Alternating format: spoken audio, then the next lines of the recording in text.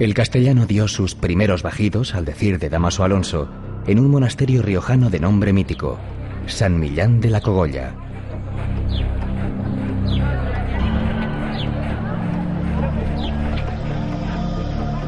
No es casualidad que sucediera en La Rioja, cruce de caminos, lugar de acogida, punto neurálgico de la mitad norte peninsular desde tiempos anteriores a los romanos. Tampoco es casual que ocurriera en San Millán. Sus monjes mantenían enriquecedores intercambios con grupos de mozárabes, cristianos llegados de Al-Ándalus. Allí trabajaban algunos de los más famosos copistas de la época.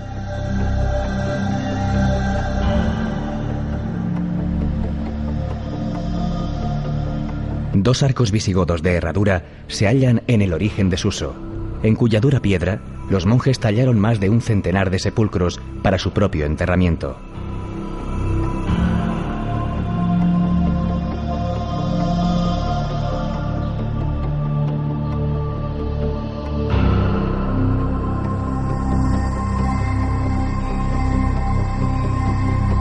También encontraron aquí su acomodo las tumbas de los 7 infantes de Lara.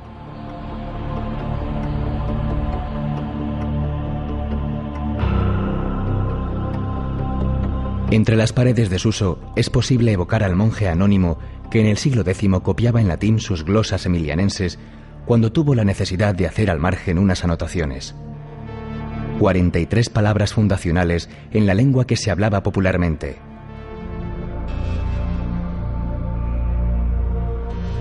Cono aiutorio de nuestro dueno, dueno Cristo, dueno Salvatore.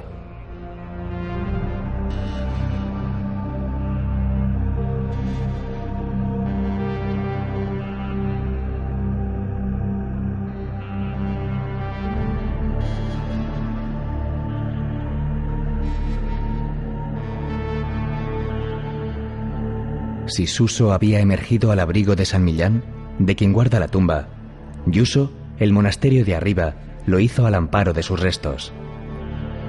Mediaba el siglo XI y los bueyes que los trasladaban decidieron no caminar más.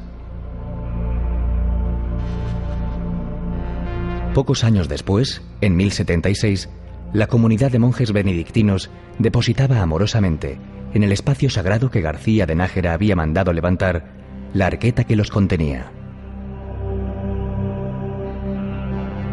Sus artísticos relieves en marfil narran la vida del santo.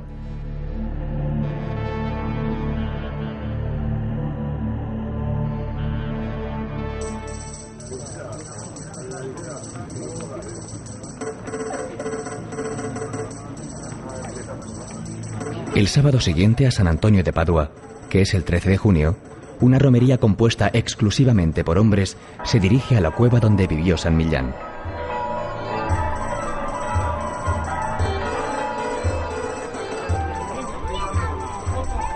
Se llega hasta allí atravesando praderas y hayedos, acompañados por el fragor del río Cárdenas. La excluyente participación masculina se explica porque en el siglo XVI subieron hasta la cueva los varones del valle, preocupados por una epidemia que afectaba especialmente a las mujeres. Dos hombres tuvo La Rioja. La devoción al santo y, cómo no, el vino, las canciones y las sólidas viandas son en la actualidad sus hilos conductores. Fue Gonzalo de Berceo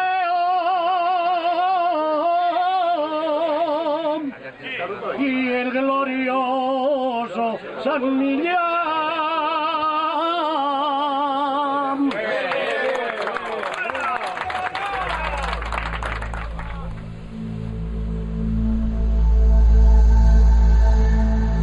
En Gonzalo de Berceo, nacido a finales del siglo XII en las proximidades de San Millán de la Cogolla y educado en el monasterio, tiene la lengua castellana su primer representante.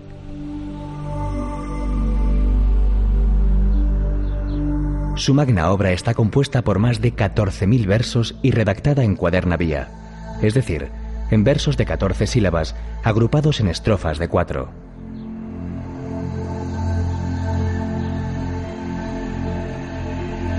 Berceo recuerda a su hijo ilustre con un busto.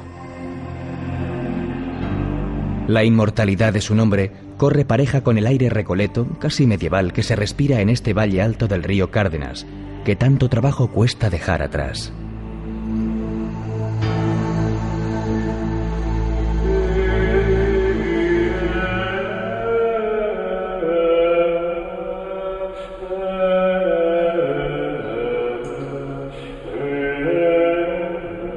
En Cañas se alza el monasterio de Santa María del Salvador, surgido en el siglo XII, ocupado primitivamente por monjas cistercienses bernardas y erigido en estilo pregótico y gótico.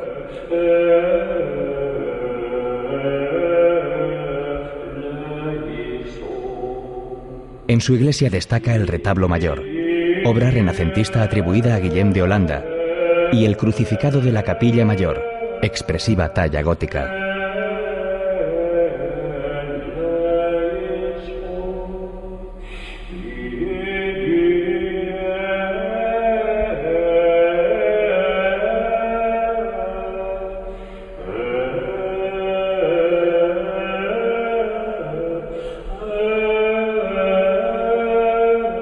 Desde el claustro, magnífico, se accede a la sala capitular. Una columna exenta, en la que se apoyan 4 bóvedas, trae reminiscencias casi orientales, al evocar la forma de una palmera.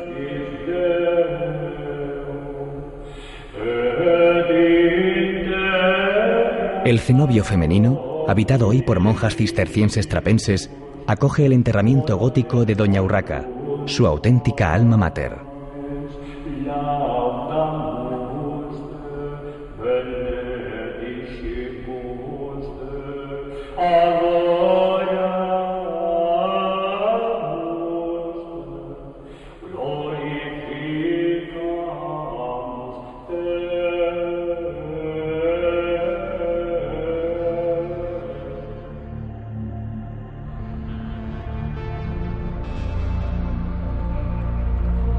Las cuevas horadadas en los montes que custodian Nájera recuerdan una vida eremítica que tuvo durante la época visigoda la máxima presencia de anacoretas.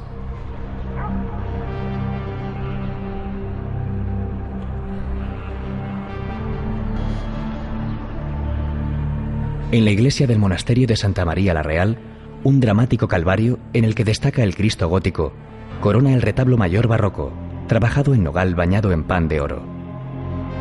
Lo preside una imagen de la Virgen, de finales del siglo XII. En Santa María la Real se combinan gótico, renacimiento y barroco.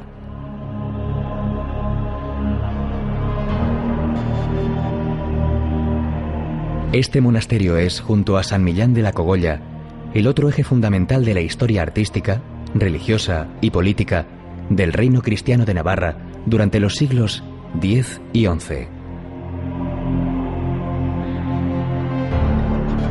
El Panteón Real es el segundo de España, después del Escorial, mientras que el Panteón de los Infantes muestra su joya más preciada, el sepulcro en piedra de Doña Blanca de Navarra.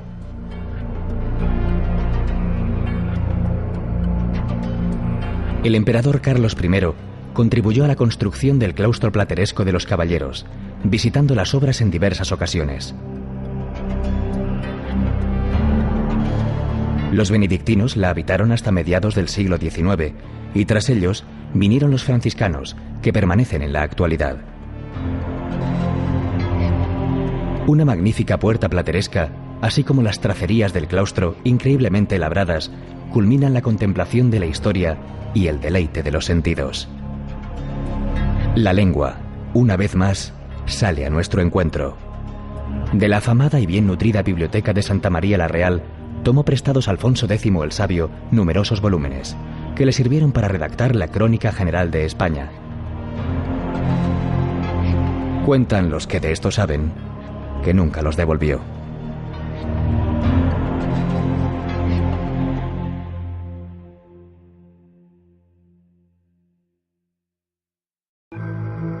Rioja es sinónimo de vino, de buen vino. Pero el vino, en La Rioja, no tiene que ver solo con la enología, con la artesanía, con la industria, ni siquiera con la cultura.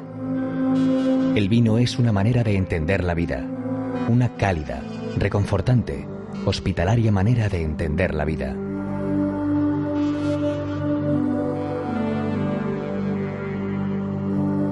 Levantaron iglesias y plantaron viñas, escribía refiriéndose a los monjes de los monasterios el riojano Gonzalo de Berceo. Y San Agustín remachaba: el vino, sabio en su medida, riega la ciudad de Dios.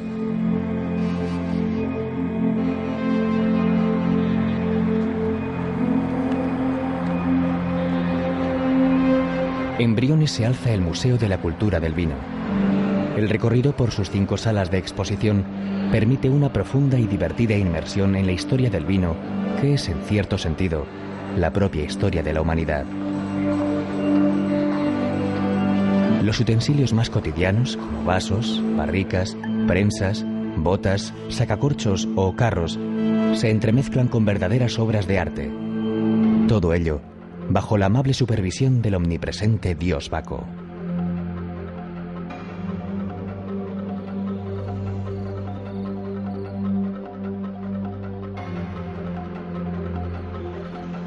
Producto de la pasión de la familia Vivanco, viticultores desde hace 4 generaciones, el museo es la culminación de más de 400 hectáreas dedicadas a la vid.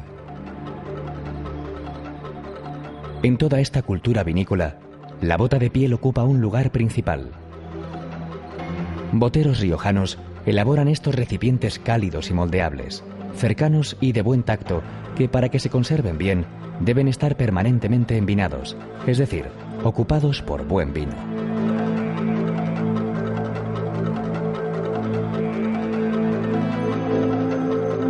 La piel de cabra de la que parten se trabaja artesanalmente. Primero se marcan los patrones que condicionan la forma y el tamaño. Después se echa a mojo, es decir, se mete en agua. Luego se estira con la mano, se plancha, se recorta y se cose. Una vez dada la vuelta se pone a secar, cuidando de que no le dé el aire que, en este punto del proceso, es su peor enemigo. El modo de echarle la pez es fundamental para cerrar perfectamente todos los orificios.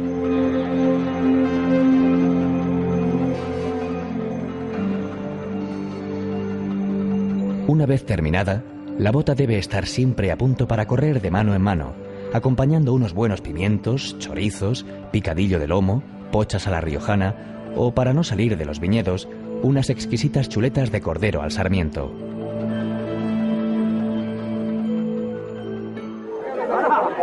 El 29 de junio, en la Batalla del Vino, que tiene como escenario los riscos de Bilibio, las botas son protagonistas, aunque no faltan botellas, cubos, garrafones y sulfatadoras para contener los 70.000 litros de vino que se utilizan como festiva y sabrosa arma arrojadiza.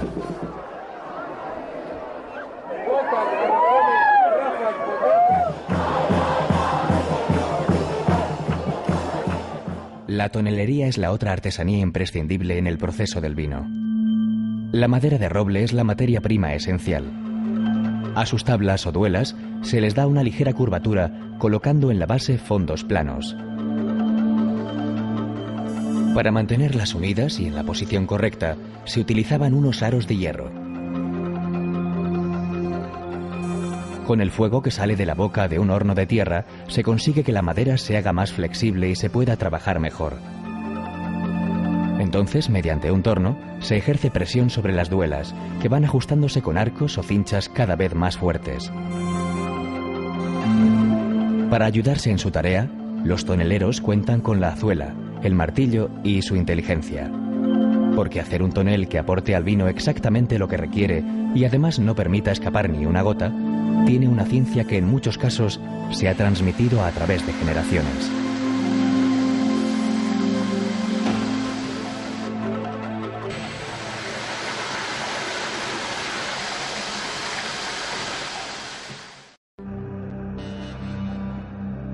Las crónicas hablan de la Tebaida riojana, debido a la intensa vida eremítica que algún día albergó. También hablan de una abadía benedictina medieval.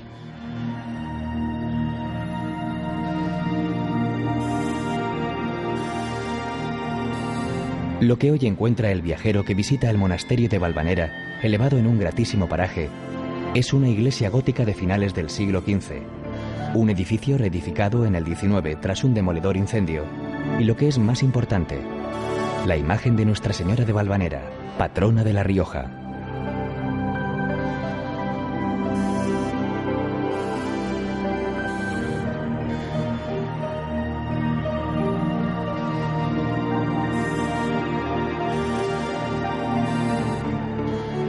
Hasta aquí acuden masivamente los riojanos para venerarla y para disfrutar de hayas, robles, encinas y brezos.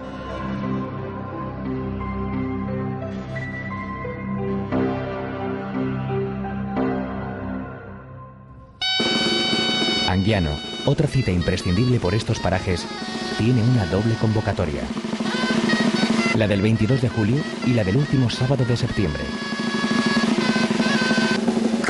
En ambas fechas, por devoción y en honor a la Magdalena, 8 aguerridos danzadores, aupados en zancos de madera de medio metro, bajan las escaleras de la plaza de la iglesia y girando vertiginosamente sobre sí mismos, se tiran por una empedrada cuesta.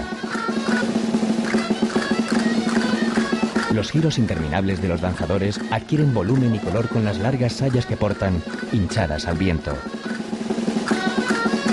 De fondo, el penetrante y persistente sonido del tamboril y la dulzaina.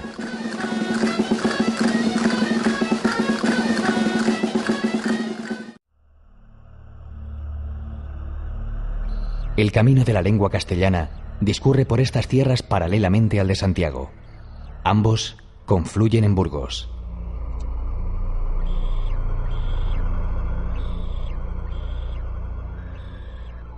Por lo que respecta al idioma, aquí se produjeron dos hechos fundamentales.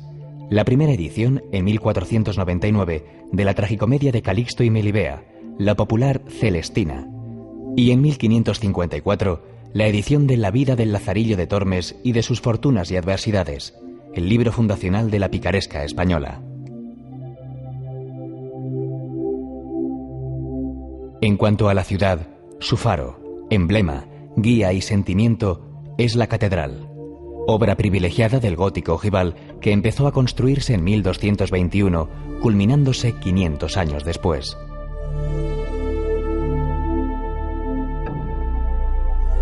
Sus agujas, visibles desde los 4 puntos cardinales, fueron creadas en el siglo XV por Juan de Colonia.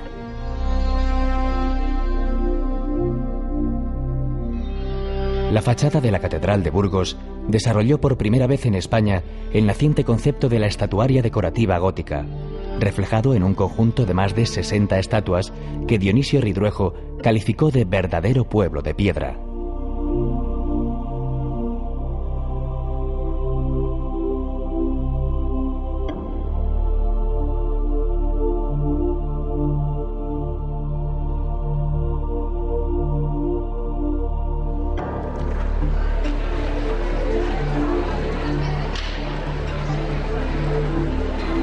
El carácter nutricio de Burgos, una de las despensas de Castilla, se refleja en sus establecimientos comerciales, con suculentos escaparates dedicados al buen comer que por aquí tanto se practica.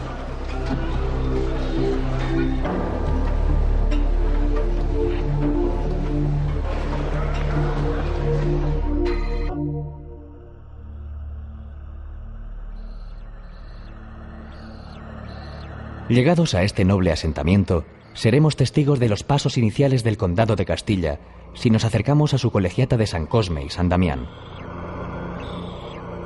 Allí se encuentra la carta fundacional del Infantado de Covarrubias, creado en 978 por el hijo del primer conde independiente de Castilla, Fernán González.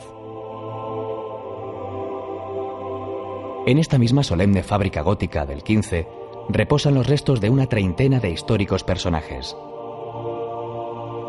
Entre los artífices de los sepulcros figura Diego de Siloé. Y entre los enterrados más famosos, Fernán González y su mujer, Doña Sancha, cuyas tumbas fueron trasladadas hasta aquí a mediados del siglo XIX desde el cercano monasterio de San Pedro de Arlanza, presa ya de la incuria y el abandono.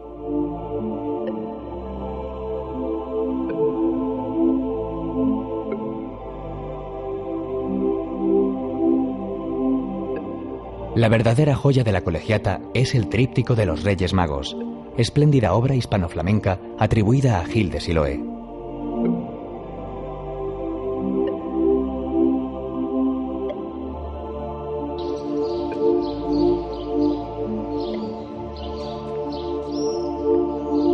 La arquitectura popular, el entramado de madera de enebro de sus casas, los restos de antiguas murallas, los palacios blasonados y las callejas de estructura medieval hacen más sencilla una evocación que bien puede tener como hilo conductor el poema de Fernán González, escrito por mano anónima en el siglo XIII.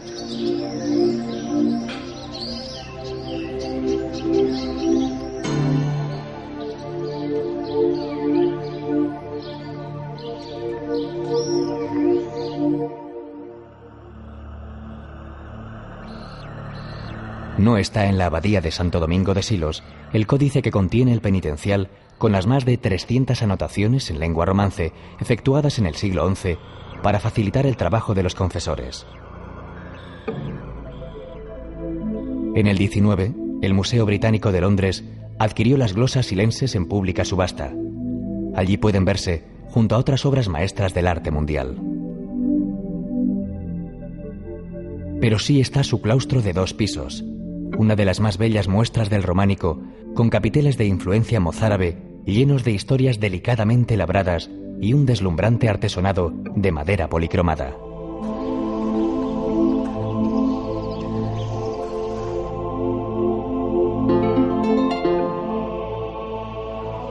Y también está su ciprés más que centenario, que glosara, entre otros, Gerardo Diego. Enhiesto surtidor de sombra y sueño, que acongojas el cielo con tu lanza.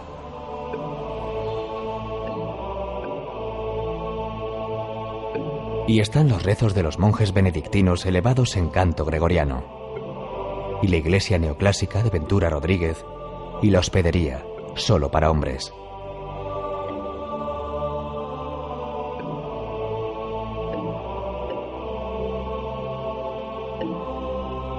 Su magnífica biblioteca contiene incunables y códices en pergamino. En Silos, el presbítero Juan terminó en el año 945 el comentario a la regla de San Benito, muestra del trabajo de una escuela de copistas y miniaturistas de renombre mundial.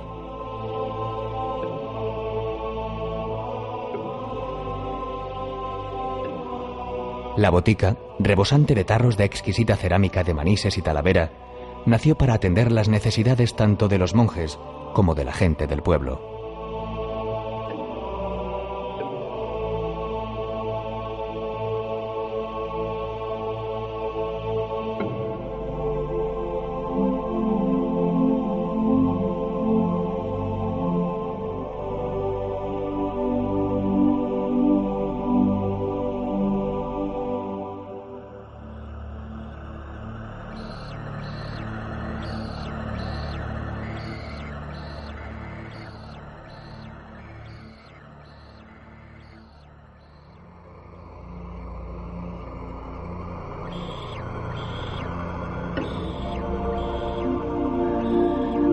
La planta del castillo de Peñaranda de Duero es larga y estrecha, y no por designio de sus constructores, sino por la necesidad de adaptarse a la loma en roca viva en la que se levantó.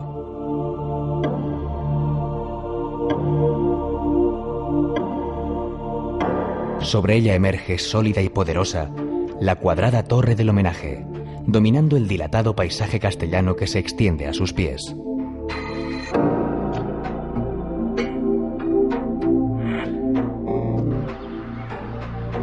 El toque cortesano lo pone abajo el palacio levantado en el siglo XVI por don Francisco de Zúñiga y Avellaneda, cuya espectacular fachada se abre a la Plaza Mayor, ennobleciéndola.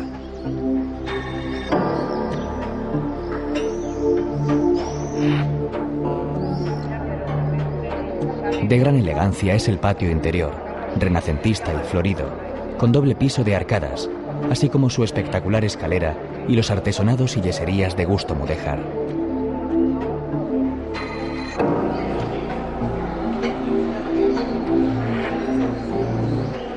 La monumental plaza está presidida por un rollo jurisdiccional gótico y minuciosamente labrado.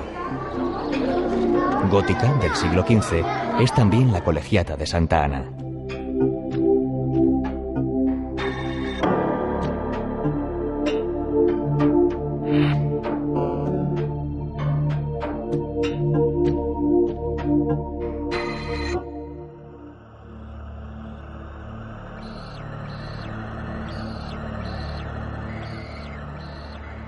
Las piedras originales de la fortaleza que preside Peñafiel, ya en la provincia de Valladolid, se remontan a comienzos del siglo X. La villa que crece a sus pies tiene el centro en la plaza del Coso. A sus 3.500 metros cuadrados se asoman singulares balcones de madera. Semejante escenario había de albergar, casi por fuerza, festejos taurinos. Son famosas en las fiestas de Nuestra Señora y San Roque, en agosto, las capeas con el toro por dentro y por fuera del ruedo.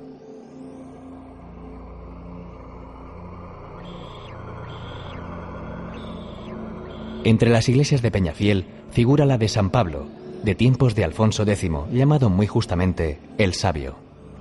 Su origen guerrero derivó con su sobrino don Juan Manuel en el gótico mudéjar que hoy ostenta. El autor de El Conde Lucanor es el primer prosista castellano con un estilo personal y el primero que se preocupa de que su obra se transmita fielmente, libre de los errores de los copistas.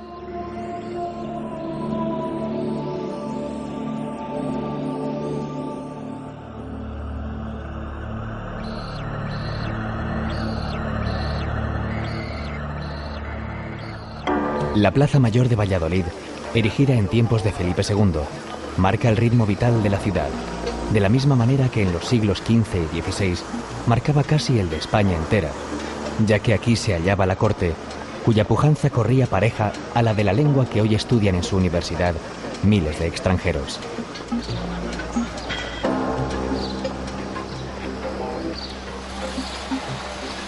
Por lo que al camino de la lengua atañe, aquí vivió Miguel de Cervantes y nació Zorrilla. Su casa familiar, que se conserva prácticamente intacta, recoge muy bien el ambiente burgués y romántico reflejado en muebles, objetos y recuerdos del autor de Don Juan Tenorio.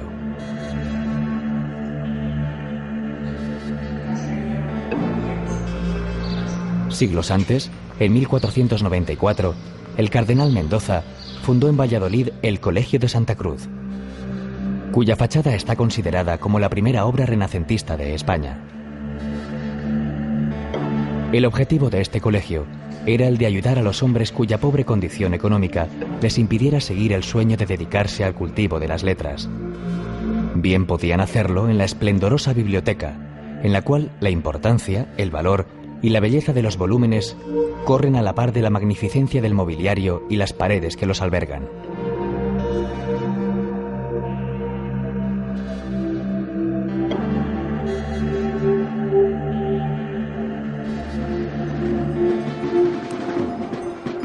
El sermón de las 7 palabras en una abarrotada plaza mayor marca, el viernes, el punto culminante de la Semana Santa.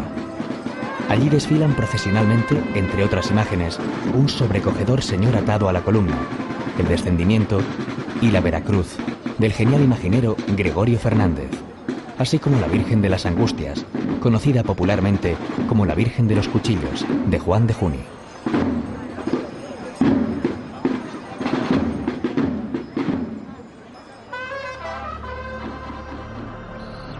Carlos I lo puso en marcha y Felipe II, con la ayuda de su inseparable arquitecto Juan de Herrera, culminó la obra de su padre, convirtiendo el castillo de Simancas en Archivo General de la Corona. Su medio centenar de salas custodian unos 80.000 legajos.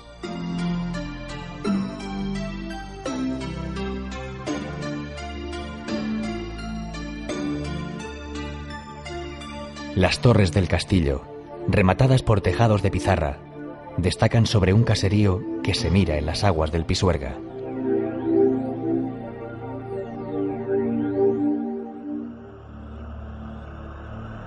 El histórico tratado permanece indisolublemente ligado a Tordesillas. Firmado en 1494, por él, las coronas de España y Portugal llegaron a un acuerdo acerca de la distribución de las tierras a colonizar o ya colonizadas en el llamado Nuevo Mundo.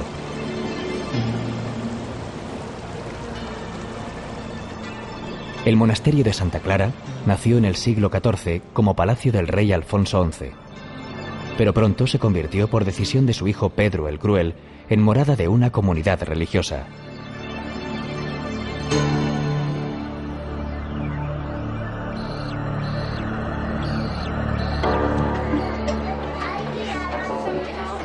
La sobriedad y reciedumbre que se suponen tan castellanas se hacen presentes en la plaza mayor de una villa en la que bulle el comercio y donde, además de la repostería conventual, tienen fama los polvorones.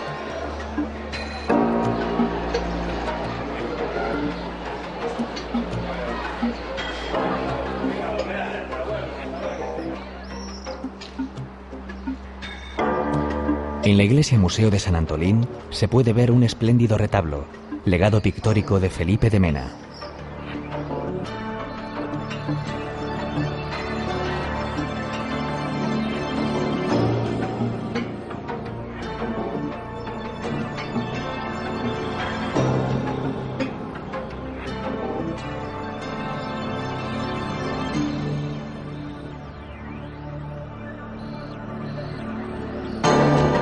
Bien saben los muros del espectacular castillo de la Mota, erigidos entre los siglos XIII y XV, de las angustias y sufrimientos de esa doña Juana, conocida por la posteridad como la Loca. La solidez actual de la fortaleza procede de diversas y profundas restauraciones. La torre del homenaje es una de las más rotundas y elevadas de España, mientras que en sus pétreos lienzos se deja ver un claro estilo mudéjar.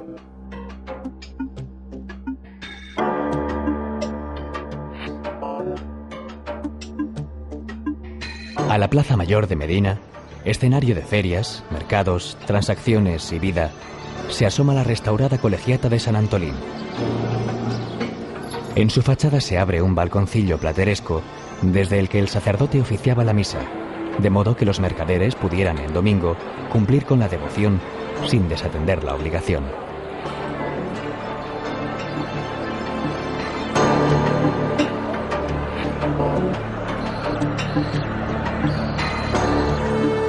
El Museo de las Ferias, ubicado en el antiguo templo de San Martín, refleja la importancia de una ciudad llamada la Wall Street del medievo.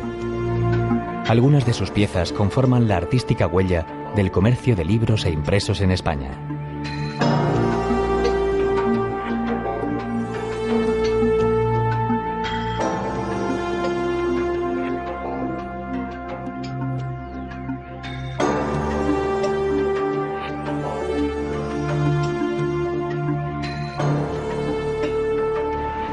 A orillas del Tormes, con el perfil urbano dominado por las siluetas de sus dos catedrales, Salamanca enhechiza la voluntad de volver a ella.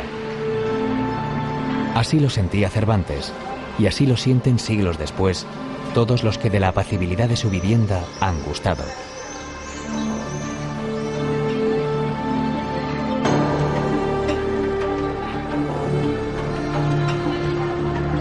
El camino de la lengua envuelve al viajero desde los primeros pasos salmantinos. En el puente romano del siglo I hay un berraco.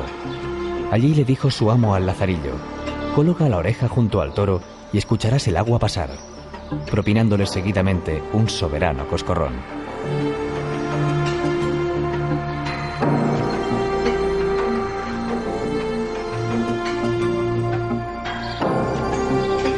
La estatua de Fray Luis de León preside el plateresco patio de las escuelas frente a la espectacular fachada de la universidad, en cuya capilla está enterrado.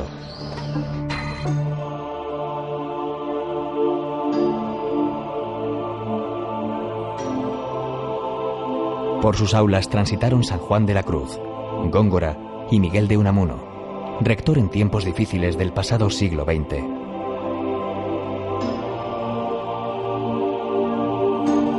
Otro de sus catedráticos, Antonio de Nebrija, editó en Salamanca, en 1492, la Gramática de la Lengua Castellana, con la que se fijaron por primera vez las normas de uso del castellano. En la biblioteca de la universidad hay manuscritos e incunables de gran valor, entre ellos uno de los 3 originales del libro del Buen Amor del arcipreste de Hita. De finales del siglo XV, la fachada de la Casa de las Conchas corresponde exactamente a su nombre, mientras que la iglesia de San Esteban, de los dominicos, tiene una extraordinaria portada plateresca, estilo que alcanza en Salamanca una de sus más altas cotas.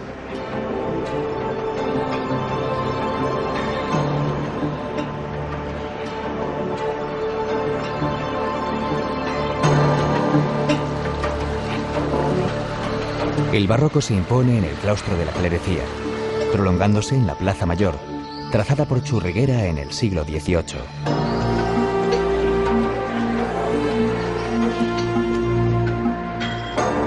La solemnidad de las piedras y del arte se conjugan aquí con el desenfado del ambiente universitario.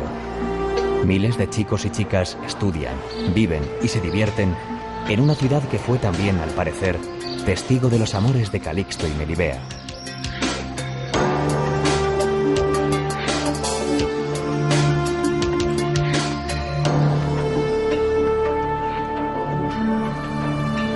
El camino de la lengua se despide así entre fuentes, árboles, bancos, rincones y parterres, custodiado por la antigua muralla y sobrevolado por las torres de las catedrales.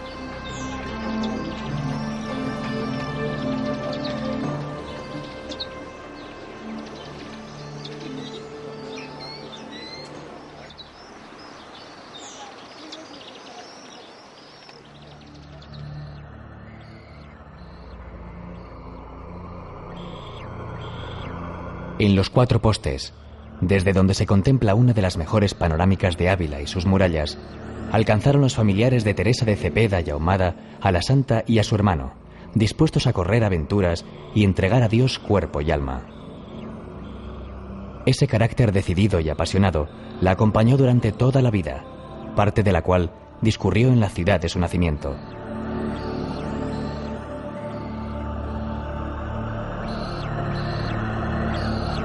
La construcción de la espectacular muralla abulense se inició en 1090. Con 9 puertas, es el recinto amurallado mejor conservado de España, que además puede recorrerse en algunos de sus tramos. La Catedral de Ávila, con mezcla de estilos románico y gótico, está inmersa y ceñida por una ciudad que despierta lentamente cada mañana y donde gran parte de la actividad discurre en la peatonal calle de los Reyes Católicos. A ella se abren comercios tradicionales, con escaparates en los que se exhiben ordenadamente embutidos caseros, quesos artesanos de Candeleda, judiones del Barco, chocolates y yemas de Ávila, vino de Cebreros y la exquisita torta del Casar, manjares para degustar in situ o llevar como recuerdo.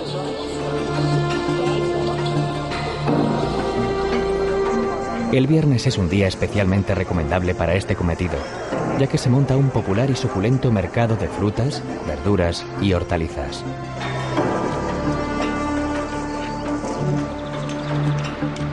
Los textos de Santa Teresa son sin duda un aspecto fundamental de su legado. Por algo es la patrona de quienes escriben en castellano. La ciudad está llena de huellas de Santa Teresa, en forma de conventos y estatuas. Varias iglesias, románicas y hermosas, jalonan el recorrido. Ajenos a lo que ocurre a su alrededor, las grajas y estorninos regresan al interior de las murallas cuando cae la tarde.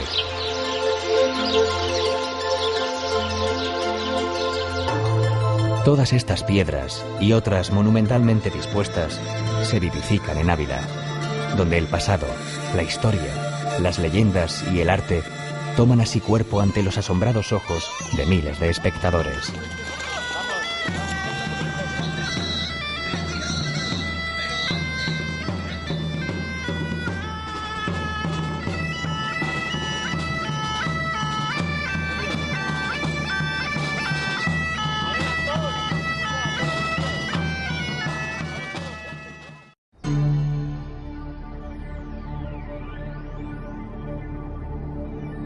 El pasado, la cultura, la historia y el presente de este camino de la lengua se hacen naturaleza desbordante apenas a 2 kilómetros del monasterio de Santo Domingo de Silos. Es el desfiladero de la Yecla, garganta excavada en la roca caliza de las peñas de Cervera por los efectos de la erosión. Allá, al fondo, discurre un arroyo llamado Cauce, afluente de un río llamado Mataviejas. Los topónimos en castellano no pueden ser a veces más expresivos. Su angostura se lo pone difícil a los rayos del sol. La mano del hombre, sin embargo, se lo ha puesto fácil a los visitantes actuales, que pueden conocer el profundo Tajo gracias a una estrecha plataforma.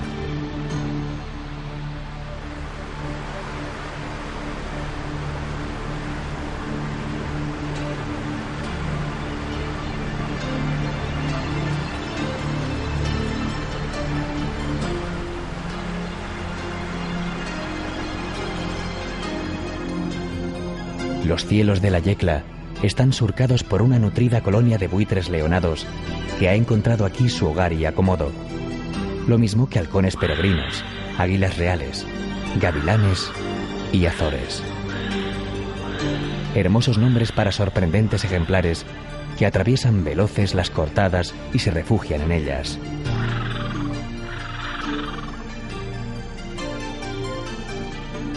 Los sabinares de la Arlanza, compuestos por árboles más que centenarios, impresionantes en su resistencia y fortaleza, figuran entre los más extensos y mejor conservados del mundo.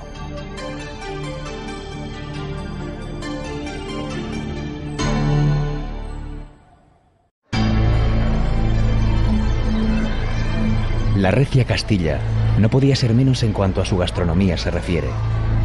A partir de una base consistente que ayude a combatir los rigores del clima, se elaboran a conciencia y todavía en muchos lugares de manera artesanal unos platos que en ocasiones se convierten en objetivo esencial del viaje. La matanza del cerdo es una actividad tradicional y los derivados de este animal constituyen un sólido sustento para muchas familias.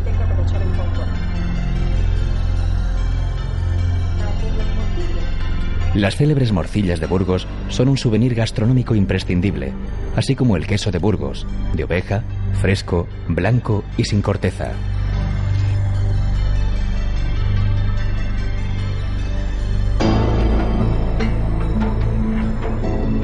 En esta misma provincia burgalesa está muy arraigada la olla podrida, suculenta y apetecible a pesar de su nombre. En el siglo XVII, Covarrubias, en su Tesoro de la lengua castellana, dice de ella: la que es muy grande y contiene en sí varias cosas, como carnero, vaca, gallinas, capones, longaniza, pie de puerco, ajos y cebollas. Púdose decir podrida, en cuanto que se cuece muy despacio, que casi lo que tiene dentro viene a deshacerse, y por esta razón se puede decir podrida, como la fruta que madura demasiado.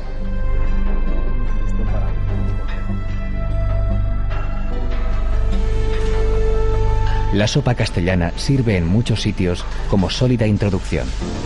Primer plato también, y en algunos casos único, son las blancas y tersas judías del Barco de Ávila.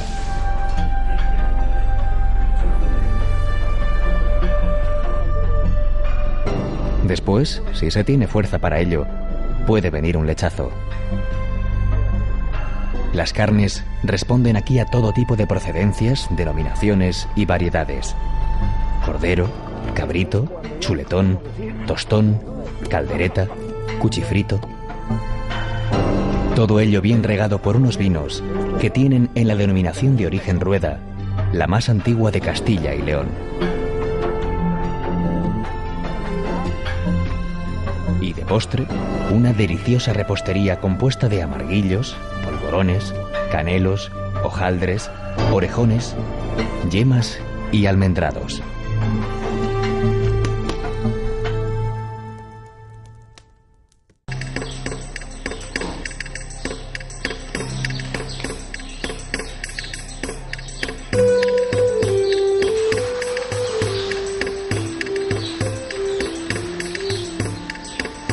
Mucho han cambiado los tiempos, por fortuna, para la artesanía.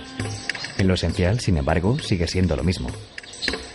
Manos llenas de sabiduría que elaboran pacientemente objetos hermosos y útiles, generalmente con materias primas de la zona.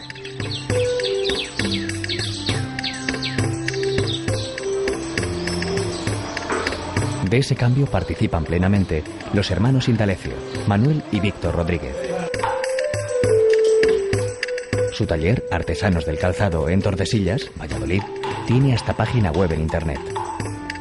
La familia, encabezada por Julián Rodríguez, el padre, se dedica a esta actividad al menos desde 1860.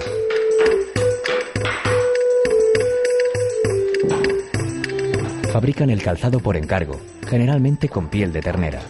Entre los modelos más apreciados está el boto rociero o boto campero, que realizan, según sus palabras, moldeado, empalmillado, montado y punteado a mano. Todo con cabo, dado de pez y cera virgen, que proporcionan una gran flexibilidad, comodidad e impermeabilidad.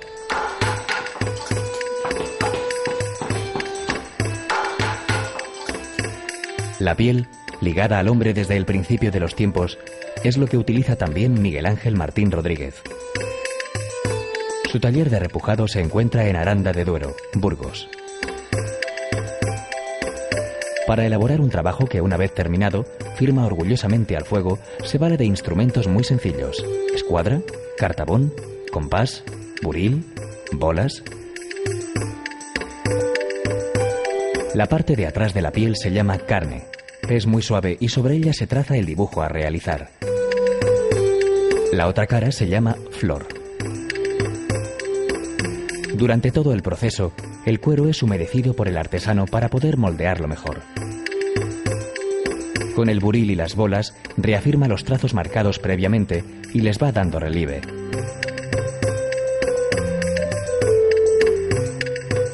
Una vez terminado, se pinta con anilinas. Estos repujados en cuero ennoblecen todo tipo de piezas, muchas de ellas destinadas a la decoración.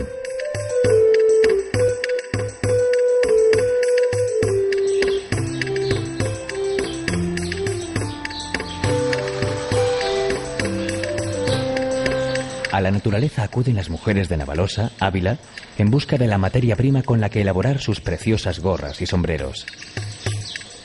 En este caso es el centeno, cereal moldeable y con hermoso color. La recogida se ha de hacer a mano para que no se estropee. Después, separan las pajas por tamaños y grosor. Cada una de ellas tiene un destino diferente, bien sea para hacer las trenzas, los picos o el adorno final, llamado encarruaje. Muchas de estas mujeres aprendieron en su niñez, a menudo ligada a las labores del pastoreo. Los largos días se hacían más llevaderos mientras trenzaban gorras para protegerse del sol. En la artesanía, el sentido utilitario no está reñido con la belleza, lo que explica que muchos de estos objetos, como las gorras y sombreros de Navalosa, perduren con el correr de los tiempos.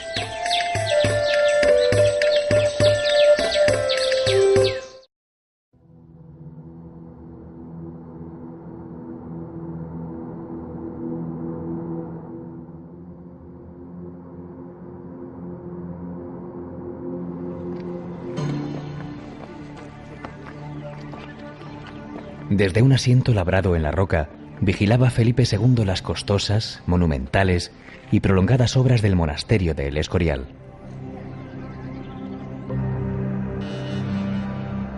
Quienes hasta allí llegan ahora, contemplan una espectacular vista del monte Abantos, el pueblo y el monasterio.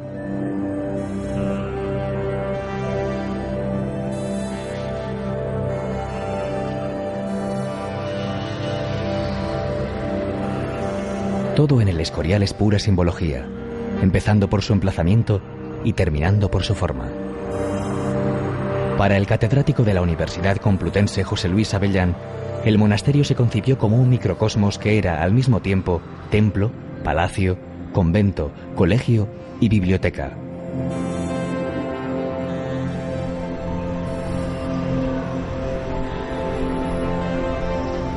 Ese espíritu se corresponde además con la personalidad de sus dos arquitectos, Juan Bautista de Toledo y sobre todo Juan de Herrera, amante y conocedor del ocultismo, la astrología y la alquimia. Entre las joyas que custodia su extraordinaria biblioteca se encuentran el Códice Albeldense, del siglo X, 2 de los 4 códices que contienen las cantigas de Santa María, escritas por Alfonso X el Sabio en el siglo XIII, y obras autógrafas de Santa Teresa de Jesús. Al atardecer se puede ver en alguna de las torres un resplandor dorado que la leyenda atribuye a un gesto de dignidad y arrogancia frente al embajador francés, quien no creía que el imperio español pudiera culminar tan faraónica obra. Cuenta el eco legendario que Felipe II, además de demostrar que había dinero, se permitió el lujo de rematar la construcción con ladrillos de oro en la torre central y en 2 laterales. La realidad es que el fulgor vespertino procede de las tapas de bronce dorado de unos relicarios colocados en ellas.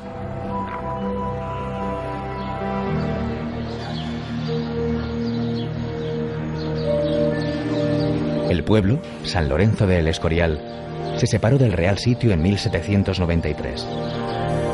El ambiente de esta localidad serrana es agradable y elegante, marcado por sólidas construcciones, casonas nobles, palacios y plazas.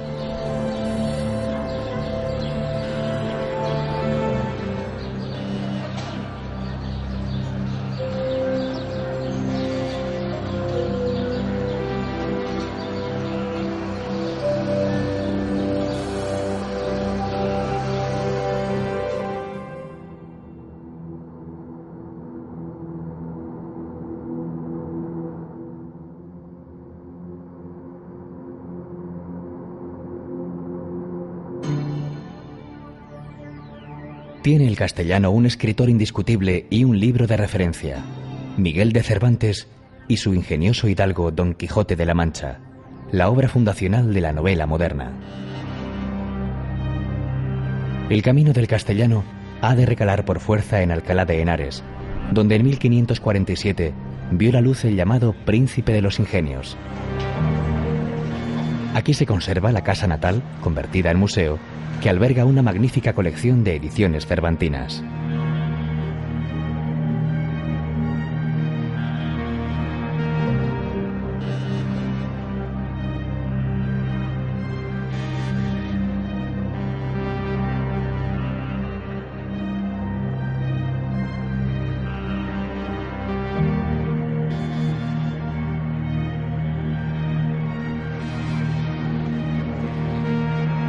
Aquí, el cardenal Cisneros creó la Universidad Complutense, una de las más importantes del momento, poniendo en marcha una tarea ingente y enciclopédica, la Biblia Políglota, en la que colaboró Antonio de Nebrija como el mayor experto en lengua latina de la época.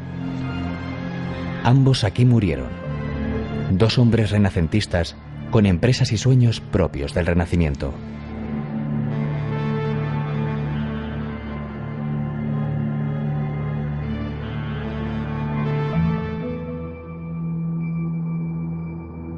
Madrid es una ciudad viva y desbordante, hospitalaria, mestiza y llena de luz. Una ciudad que parece no dormir nunca, pero que a pesar de ello, se despereza suavemente cada amanecer.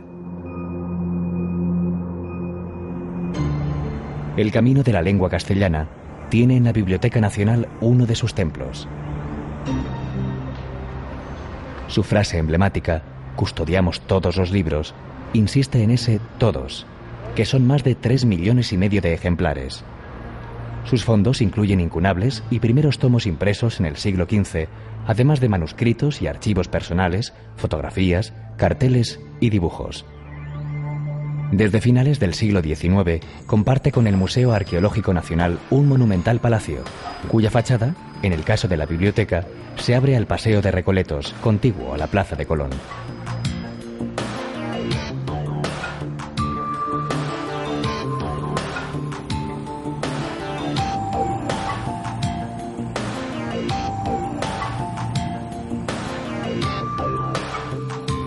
El Madrid de la lengua, del idioma, tiene en el barrio de las letras su lado más castizo y popular. En él habitaron numerosos escritores, especialmente durante el Siglo de Oro y el Romanticismo. Antes de alcanzarlo, recorremos el Paseo de Recoletos y el del Prado, 2 nombres para una misma vía, con las plazas y fuentes de Cibeles y Neptuno.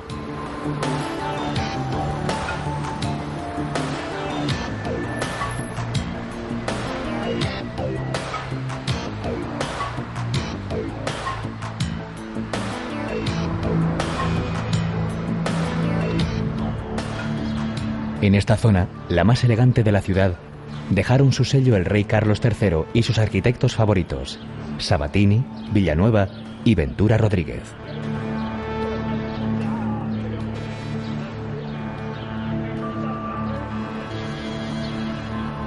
El Parque del Retiro y el Jardín Botánico son dos de los pulmones urbanos más hermosos del mundo.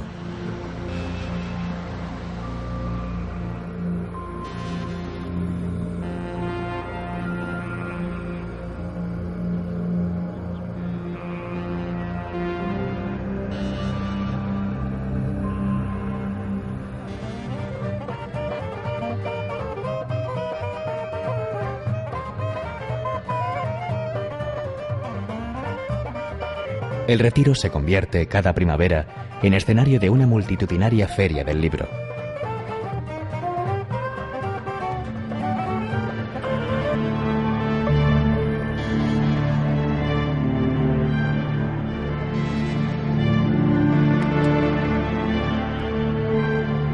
En cuanto al arte, difícilmente puede encontrarse un triángulo como el formado por el Museo del Prado, el Centro de Arte Reina Sofía y el Museo Thyssen-Bornemisza.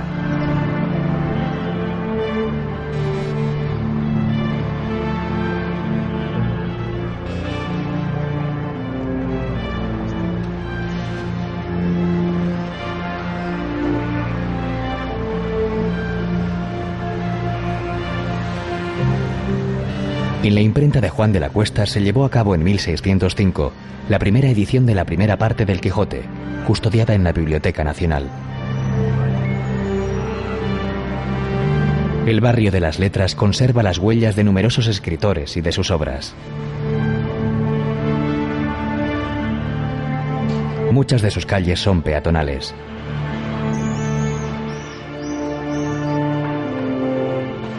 En este céntrico barrio está la casa donde vivió y murió Miguel de Cervantes y el convento de las Trinitarias que acoge sus restos.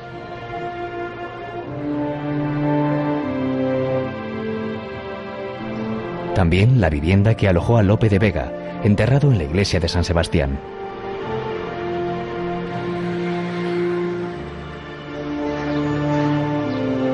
El Teatro Español se abre a la concurrida Plaza de Santa Ana, donde se levantan las estatuas de Calderón de la Barca y García Lorca.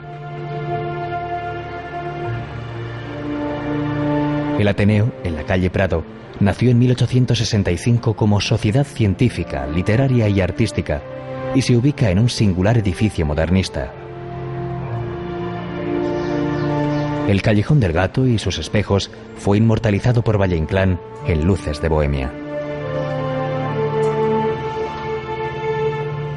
El madrileño barrio de las Letras tiene además viejos cafés, librerías antiguas y hermosas, fachadas decoradas con azulejos, botillerías, establecimientos castizos para degustar patatas bravas y gallinejas o tripas de cordero lechal fritas en sebo.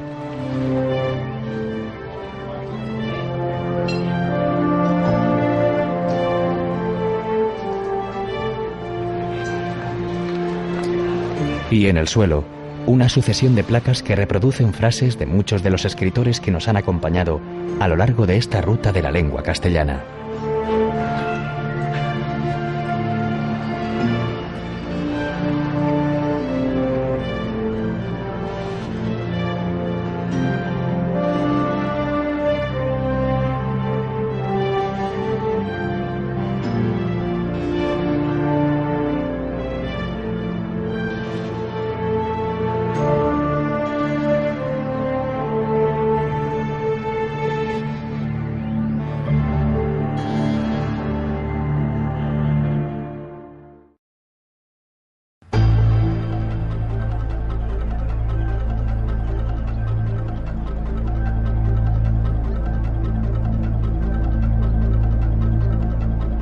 Madrid está cerca, pero quienes se adentran por estos parajes serranos no tienen que hacer demasiado esfuerzo para olvidarse de la gran urbe y su vorágine. La paz, el silencio, la naturaleza envolvente, el aire puro y la arquitectura popular caracterizan estos pueblos del norte de la Comunidad madrileña. Esta Sierra del Rincón declarada por la UNESCO Reserva de la Biosfera.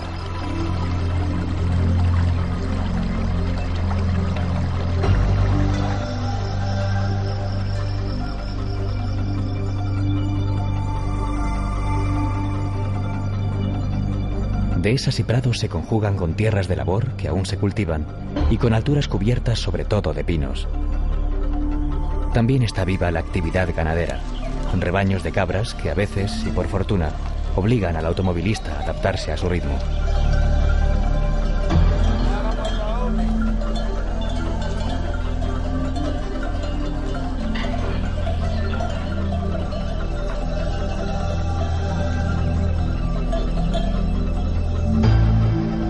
Los pueblos, en general, son de menos de 100 habitantes y en sus callejuelas estrechas y empinadas, la vida discurre apaciblemente, como si de un paseo se tratara.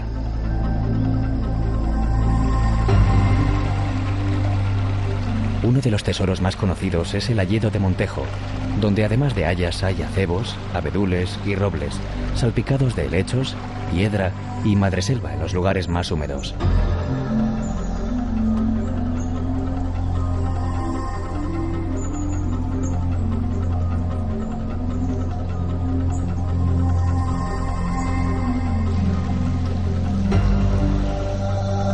Se puede recorrer en compañía de un guía por una senda que a tramos discurre junto al cauce del río Jarama.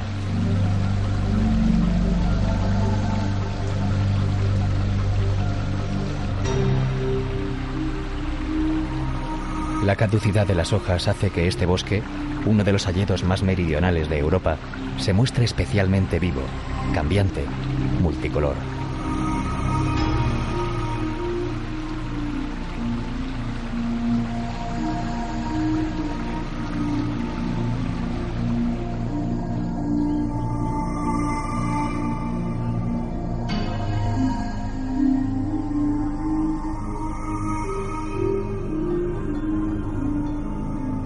En Montejo de la Sierra, el agua, fresca y pura como corresponde a un pueblo de montaña, mana de una fuente de 3 caños en la Plaza Mayor.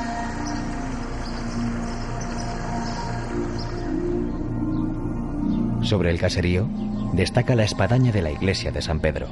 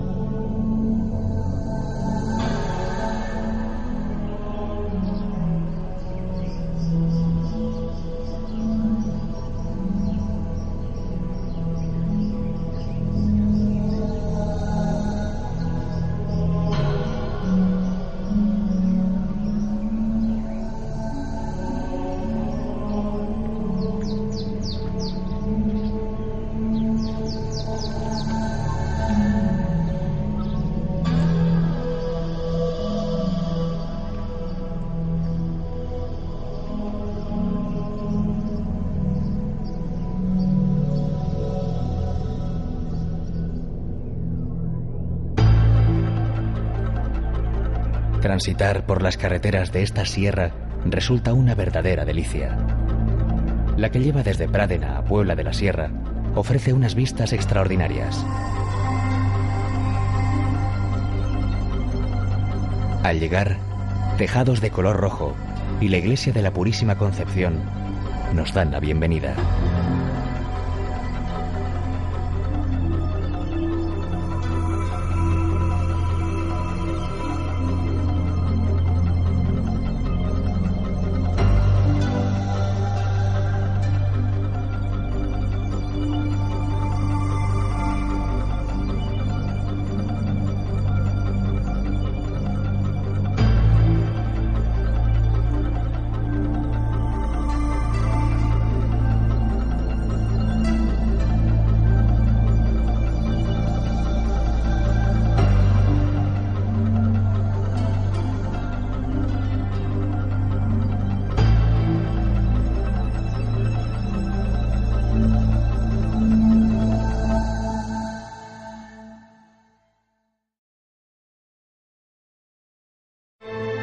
Ordenar palabras no es sino una manera bella y creativa de tratar de ordenar la vida. Cuando esa tarea se convierte en libro, contenido y continente conforman un objeto que en muchos casos puede calificarse de artístico. Para lo primero están los escritores, para lo segundo, los encuadernadores. A lo largo de la historia, la encuadernación ha sido definida de muchas maneras, a cual más sugerente. Noble arte de proteger el libro y engalanar sus vestiduras, dice una. Y otra añade: la encuadernación es un arte milenario, gloria, blasón y escolta majestuosa del libro. Y aún hay una tercera: encuadernar es el arte de cubrir el libro según su carácter, mérito, valor y destino.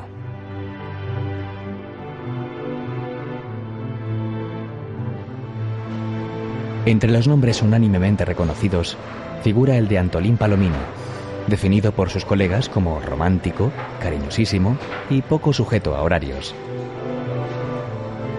Palomino cerró su taller a finales de los años 70 del pasado siglo. Sus hierros y demás útiles de trabajo están en la madrileña Imprenta Artesanal Municipal, instalada en el Centro Cultural Conde Duque, donde siguió ejerciendo su magisterio.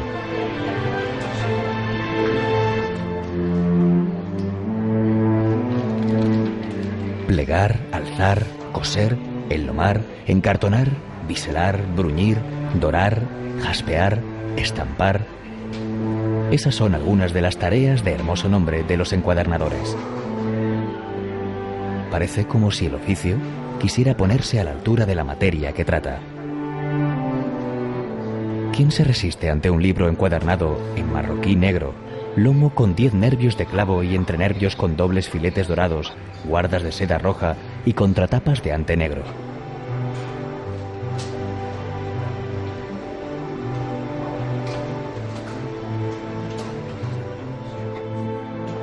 A la sensualidad del objeto se suma así la sensualidad del lenguaje.